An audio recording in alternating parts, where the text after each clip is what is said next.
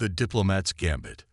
The Varaxian warship Eternal Dominance dwarfed Ambassador Elena Reyes' diplomatic shuttle as it approached the docking bay. From her viewport, Elena could see the massive weapon arrays dotting the hull like metallic warts on a beast's hide. The ship wasn't designed for peace talks. It was designed for conquest. "Ambassador, we're being granted docking clearance," her pilot said, voice tense. "Final approach in 2 minutes." Elena nodded, straightening her simple blue diplomatic uniform. Earth's United Council had selected her for this mission because of her reputation. 20 years of successful negotiations in the most hostile environments humanity had encountered since joining the Galactic community. But even she had to admit, this assignment felt different. "They're sending one human," Chief Science Officer Pax had asked during her briefing. "The Varaxians have assembled the largest battle fleet seen in the Orion Arm in centuries, and we're sending one human negotiator." Director Yamamoto had simply nodded. "We're sending the right human." The shuttle shuddered as magnetic clamps secured it to the docking port. Elena took a deep breath, gathering her thoughts. The Varaxians had spent decades isolating themselves, building their military, and now they had demanded this meeting with a representative of Earth. Intelligence suggested they were looking for an excuse for war, not peace.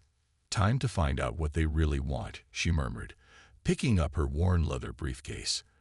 An anachronism in an age of quantum data storage, but one that had served her well. 4 Varaxian guards met her at the airlock. They towered over her, their exoskeletons gleaming with bioluminescent patterns that pulsed with what Elena recognized as aggression displays.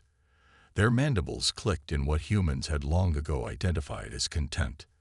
"Ambassador Reyes," the lead guard said, the translation matrix converting his clicks and whistles to English. "You will follow. The High War Council awaits." Elena smiled pleasantly. "Thank you for the warm welcome." The corridors of the Varaxian warship were designed to intimidate. Holographic displays showed the conquest of dozens of worlds. Trophy cases displayed the flags and insignias of defeated enemies. The message was clear: you are next. The War Council chamber was a massive amphitheater. Hundreds of Varaxian military officers lined the tiered seating, their chitinous exoskeletons gleaming under the harsh lights.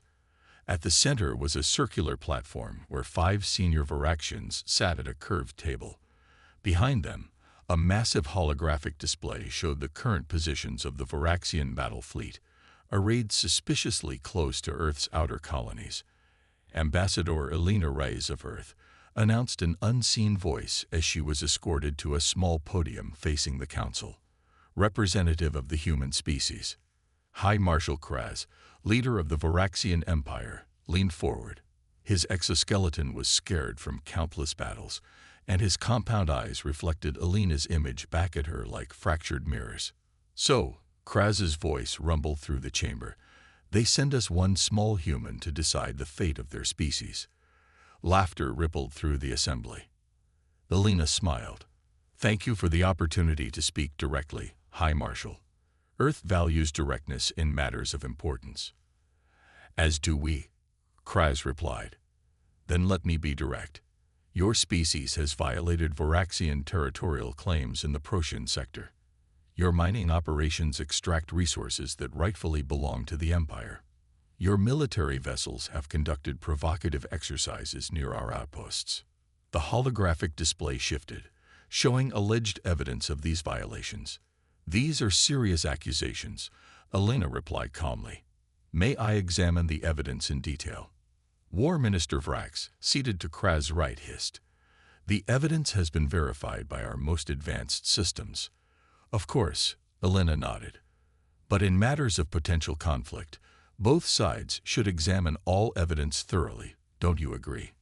Before Vrax could respond, Elena opened her briefcase and removed a small data crystal. "Perhaps this data might be relevant to our discussion."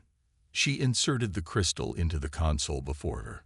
The holographic display flickered and changed. Now it showed Varaxian military vessels in Earth space, dates and coordinates scrolling alongside. "This is from 3 years ago," Elena explained. Voraxian scout ships conducting deep scans of Earth's defensive systems. And this. The display shifted again. Shows Voraxian agents infiltrating our Prosian mining facilities 2 years ago, sabotaging equipment to create accidents that would appear to be human negligence. The council chamber erupted in angry clicks and whistles. Kraz slammed a clawed appendage on the table. Lies. Fabrications. Vrax shouted. Alina remained calm. The interesting thing is that these incursions began before any of the alleged human violations you've presented. In fact, she touched another control, and the display changed again. Your battle fleet began construction 4 years ago, long before any of these supposed provocations. How did you obtain this data? A new voice cut through the chaos.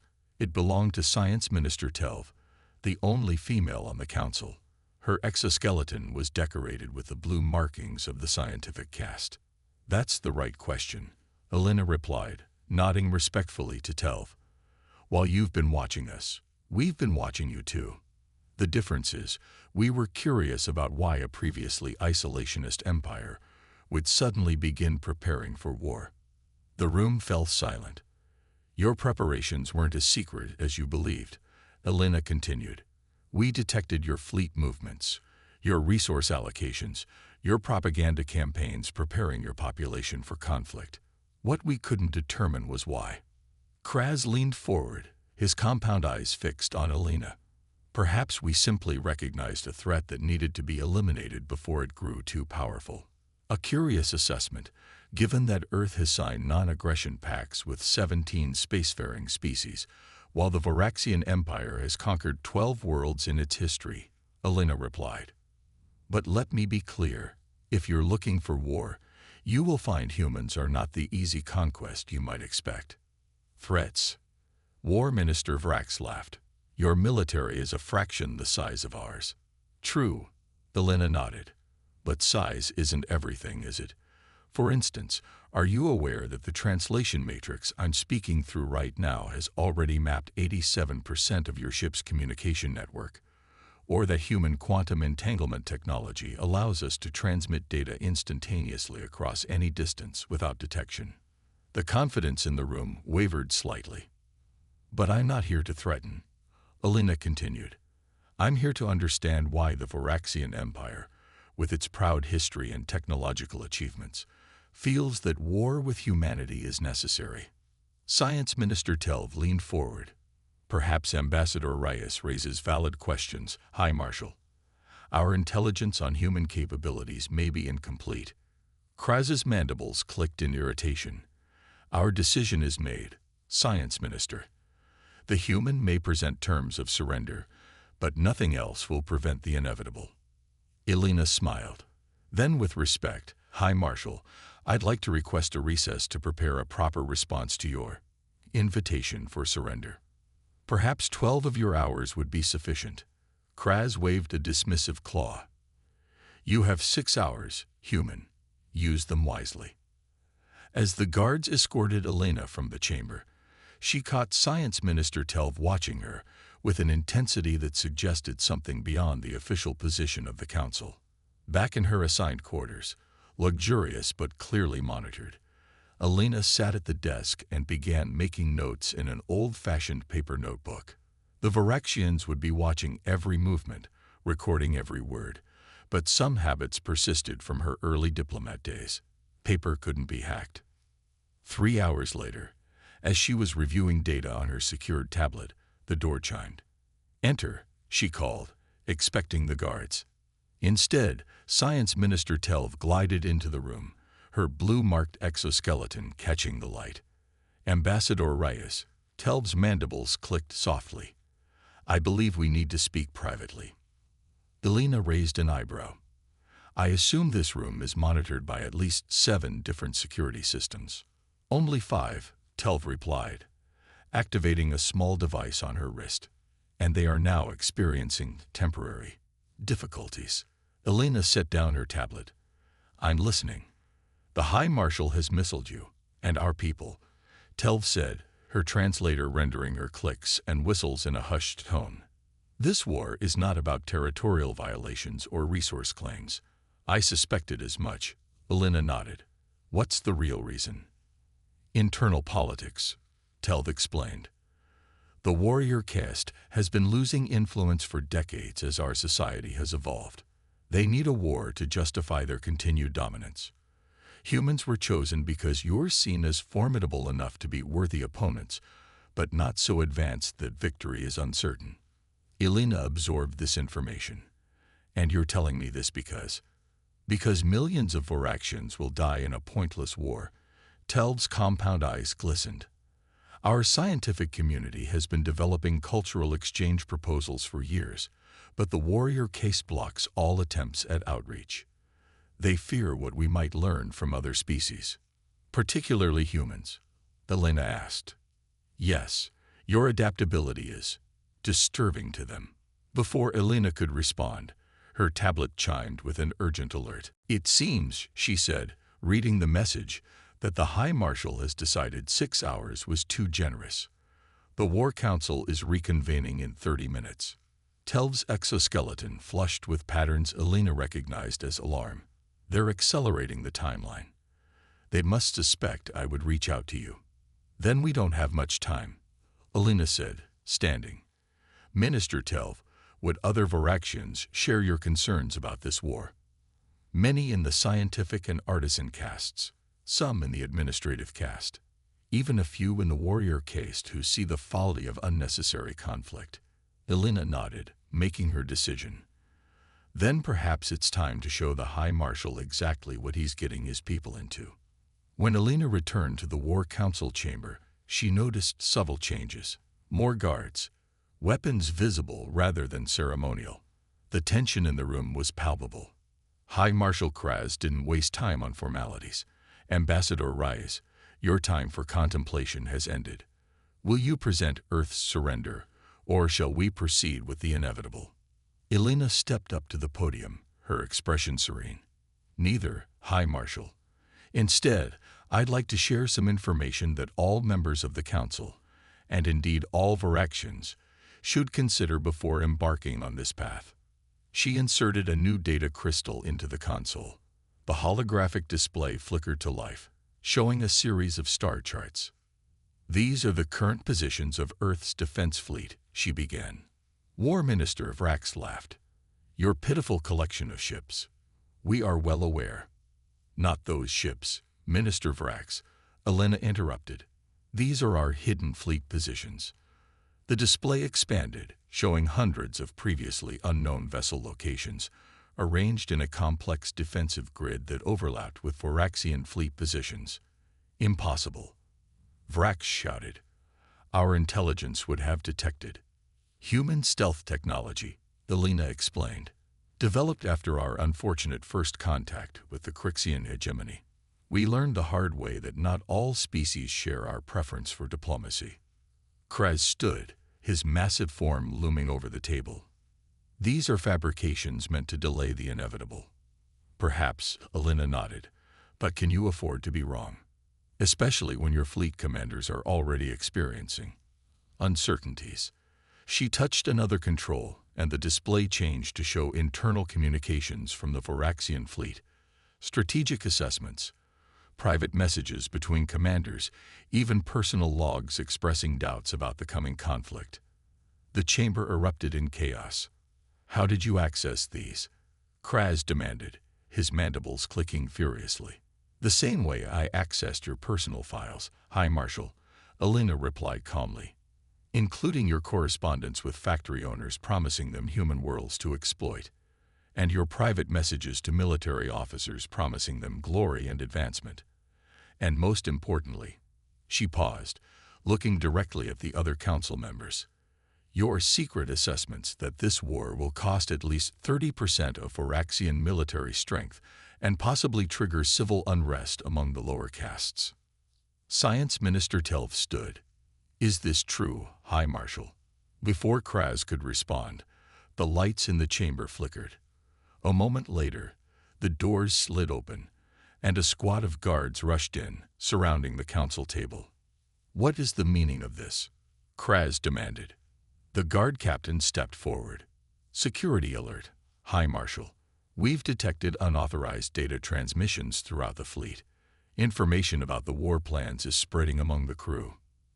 Elena watched as Kraz realized what was happening. His compound eyes fixed on her with pure hatred. "You," he hissed. "What have you done?" "I've simply shared information," Elena replied. "The truth about why this war was planned. The actual costs your analysts predict. The real motivations behind the conflict. People tend to make better decisions when they have all the facts." "This is an act of war," Vrax shouted. "No," Elena corrected. "This is an act of peace. I'm preventing a war based on lies and ambition. The Varaxian people deserve better than to die for the pride of their leaders." She turned to address the entire council. "Earth does not want war with the Varaxian Empire. We propose instead a cultural and scientific exchange program, focusing initially on medical technology and sustainable resource extraction methods, both areas where cooperation would benefit both our peoples more than conflict." Kraz's exoskeleton flushed with rage patterns. He reached for a weapon at his side, but before he could draw it, the guard captain stepped between them. "High Marshal," the captain said, "I must respectfully request that you stand down." The chamber fell silent, the power dynamics visibly shifting before Elena's eyes. "This is treason," Kraz hissed. "No, High Marshal," the captain replied. "This is the will of the Varaxian people. The information being shared across the fleet comes not just from the human ambassador, but from our own scientific community. They've been silenced for too long." Science Minister Telv stepped forward. "High Marshal, I move that the War Council vote immediately on the human proposal for cultural exchange instead of war." Another council member, whom Elena hadn't yet heard speak, raised a claw. "I second the motion." Kraz looked around the chamber, seeing support for his war evaporating. With a final click of hatred directed at Elena, he stormed from the chamber, Vrax following close behind. In the silence that followed, Science Minister Telv turned to Elena. "Ambassador Reyes, it seems we have much to discuss about this cultural exchange program." Elena smiled. "Yes, Minister Telv, I believe we do." As she gathered her materials, Elena sent a brief encrypted message back to Earth. Phase 1 complete. Negotiations beginning. The war that never was had been averted, not through strength of arms, but through the most powerful weapon humanity had developed in its long history: information, strategically deployed. The counterplay.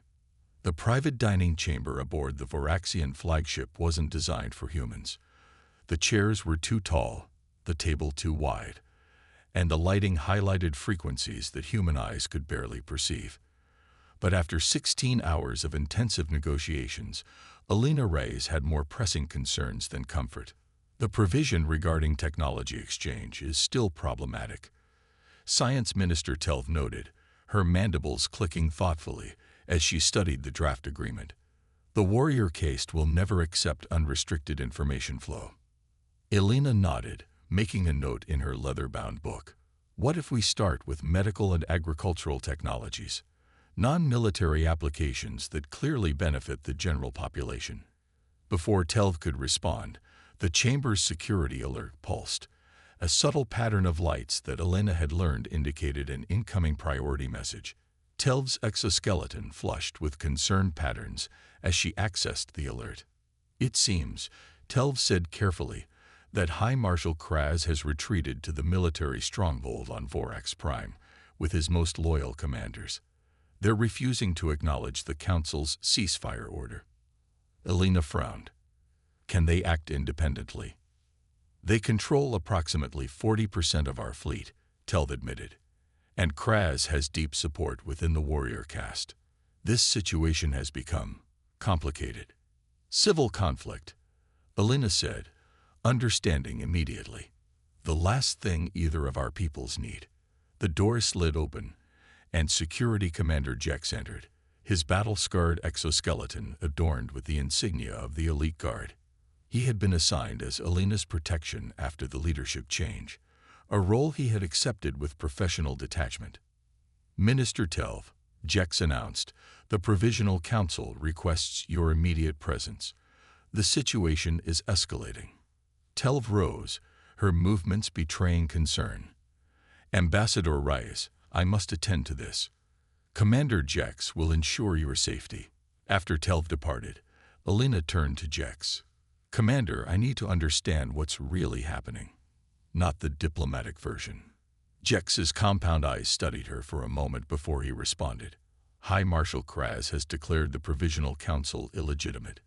He claims you have used forbidden technology to influence Voraxian minds, and he has called for loyal warriors to cleanse the fleet of human corruption. And how many believe him? Too many, Jex admitted. The warrior caste has been taught for generations that humans are deceptive and dangerous. Your demonstration of accessing our secure systems reinforced that fear. Alina considered this. I need to speak to Earth. Is there a secure communication channel available? Jex hesitated. Our systems are in disarray. Loyalties are divided. I cannot guarantee security. Then I'll use my own, Alina decided, removing a small device from her briefcase. Jex's mandibles clicked in surprise. You've had independent communication capability all along.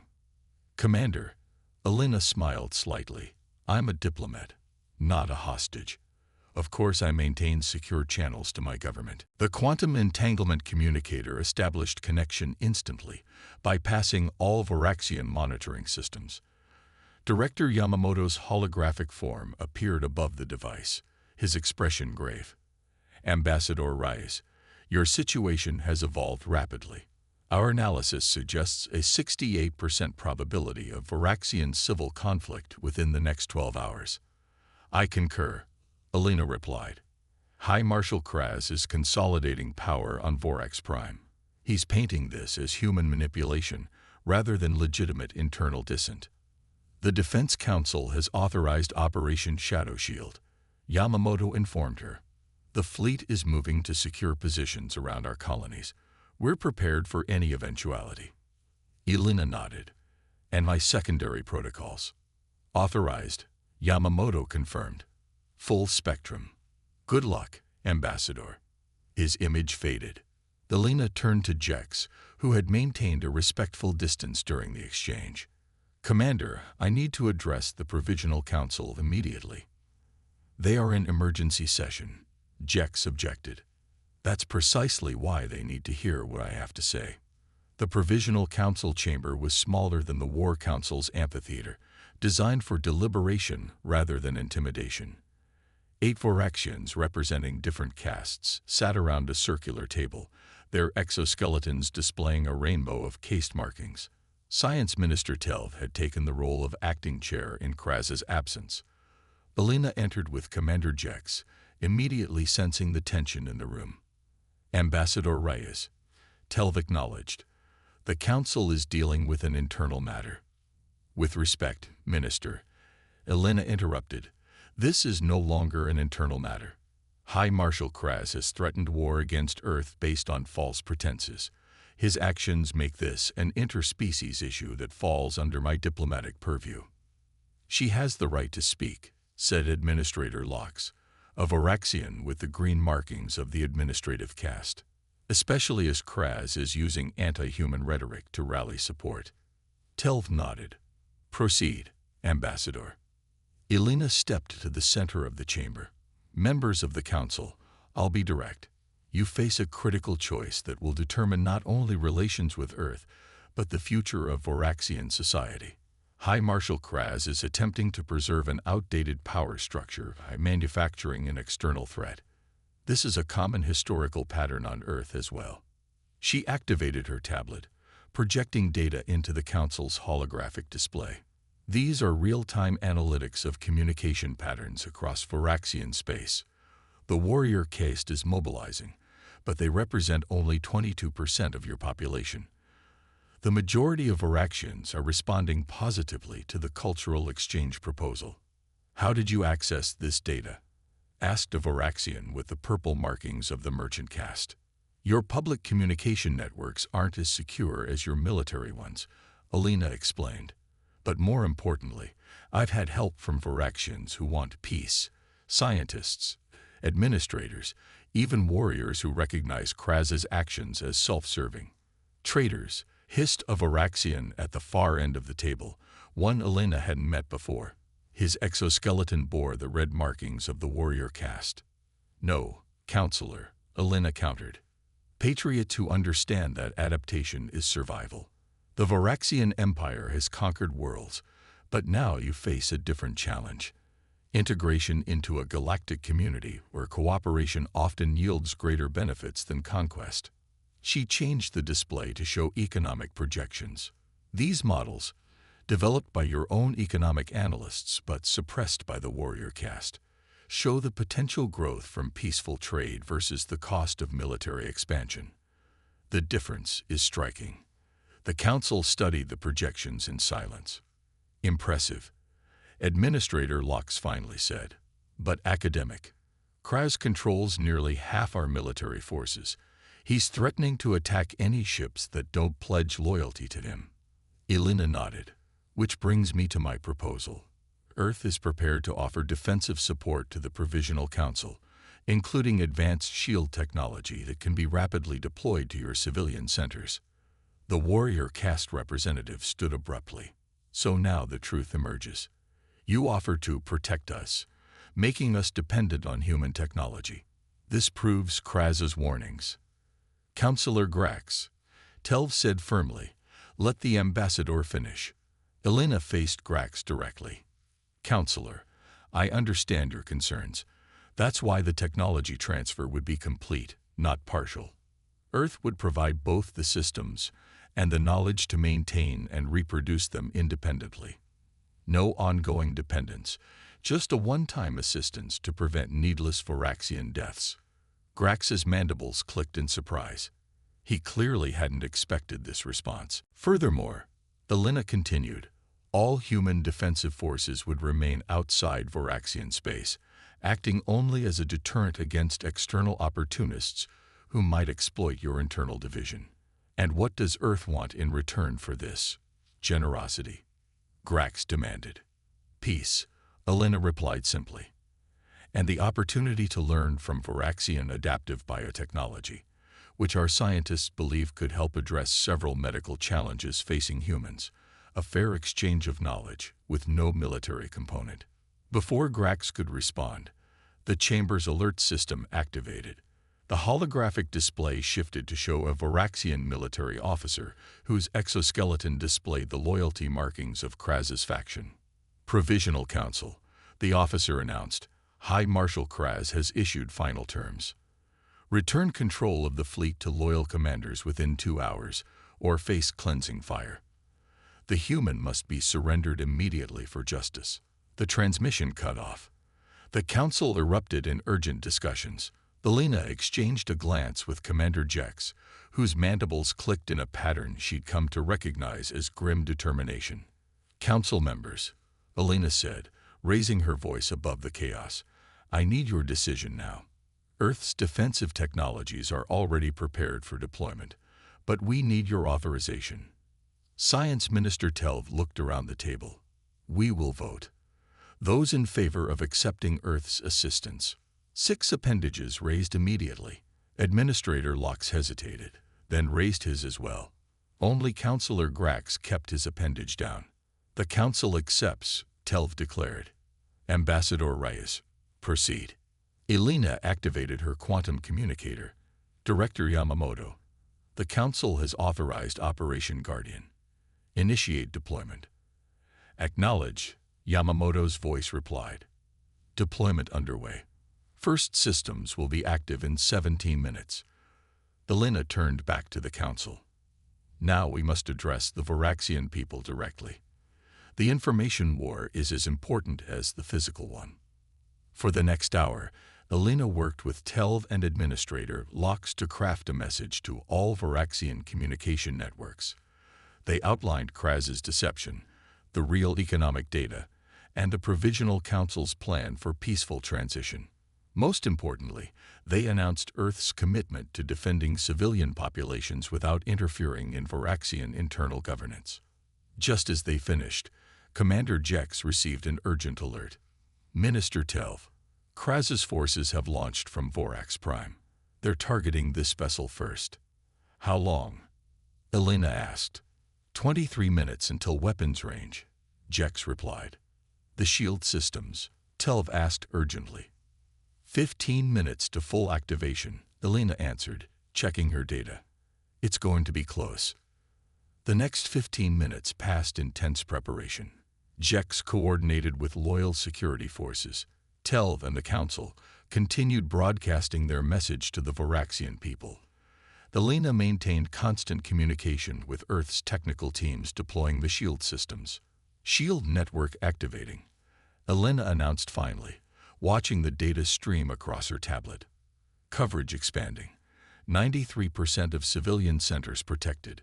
This vessel's shield coming online now. The lights flickered as the shield generators drew massive power. On the holographic display, Elena could see the approaching Voraxian warships, their weapon systems powering up. They're firing, Jex announced. The flagship shuddered as energy weapons impacted the newly formed shield. Status reports flooded in. Shield holding, Elena confirmed. 78% capacity remaining.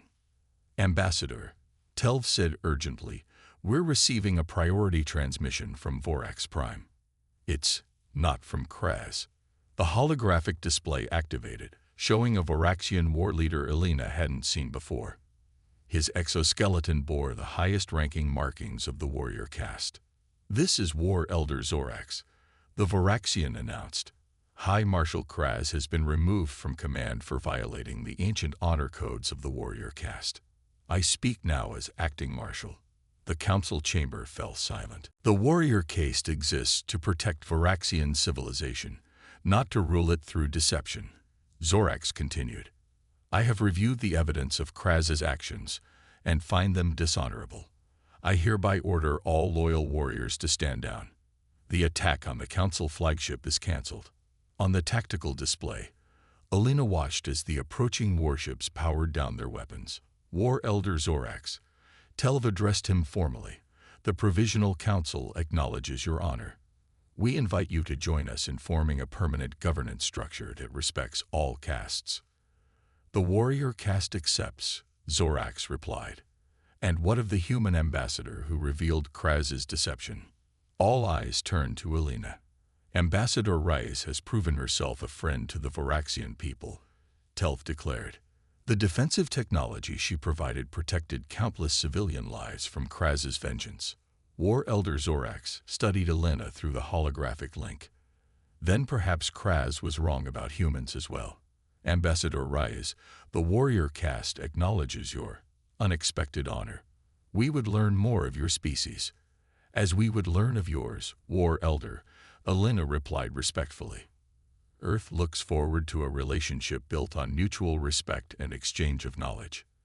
It is agreed, Zorax nodded.